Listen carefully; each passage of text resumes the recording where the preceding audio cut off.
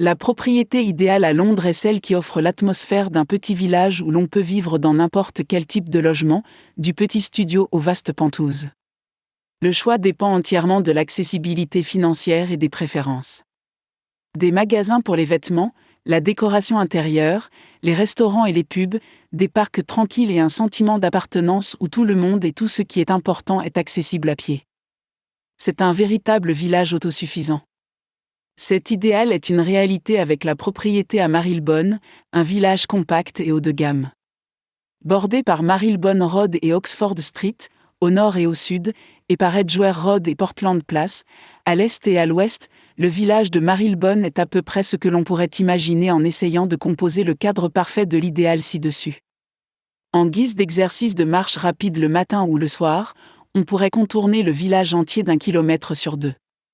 Marylebone doit son existence et son nom à l'église paroissiale Saint-Marylebone, aujourd'hui anglicane, située sur Marylebone Road, bien qu'il s'agisse en fait du 4e de 4 lieux de culte historiques.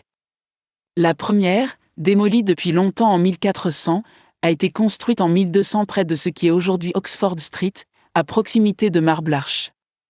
La deuxième était pratiquement sur le site de l'actuelle paroisse de Saint-Marylebone, construite après la démolition de la première. La troisième chapelle paroissiale a été construite en 1742, la paroisse actuelle en 1879.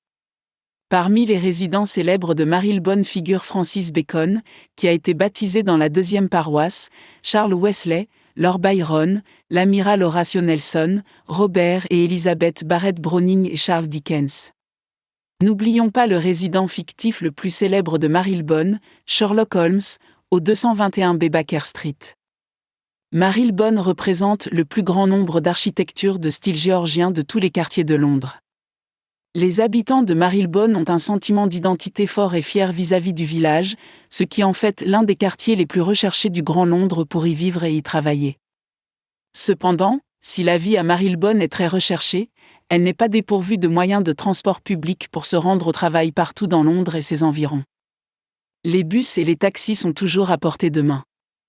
Les 4 coins du village disposent de stations de métro, Regent's Park, au nord-est et dans le sens des aiguilles d'une montre, Oxford Circus à Regent Street et Oxford Street, Marble Arch à Oxford Street et Edgware Road à Edgware Road et Marylebone Road, qui desservent tout le Grand Londres.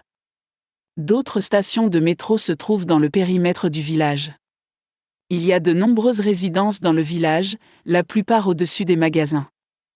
Toutes les commodités imaginables sont accessibles à pied en quelques rues seulement. Pas moins de 5 squares avec de l'herbe et des arbres peuplent le village, qui est également bordé au nord-est et au sud-ouest par Regent Park et Hyde Park, respectivement, sans compter les terrains de l'université de Westminster. Si l'on a la chance de vivre et de travailler à Marylebone, on ne peut envisager une existence plus délicieuse. Si l'on a au moins la chance de vivre à Marylebone tout en travaillant ailleurs, le trajet quotidien est récompensé par l'atmosphère de village la plus délicieuse que l'on puisse imaginer de ce côté du pays imaginaire. Oui, J.M. Barrie vivait juste au sud de Hyde Park, près de Marylebone.